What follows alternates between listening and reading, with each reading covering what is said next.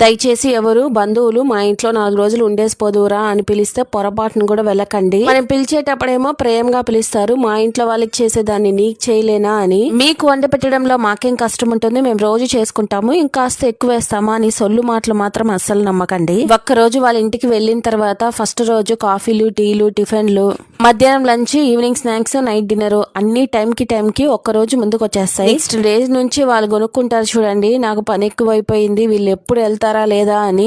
ఎంత blood relationship అయినా చేయి చాచి రూపాయి అడగండి, ఒకవేళ అడిగినా కూడా తిరిగి ఇచ్చే స్టేజ్ లో అయితే మనం ఉండాలి.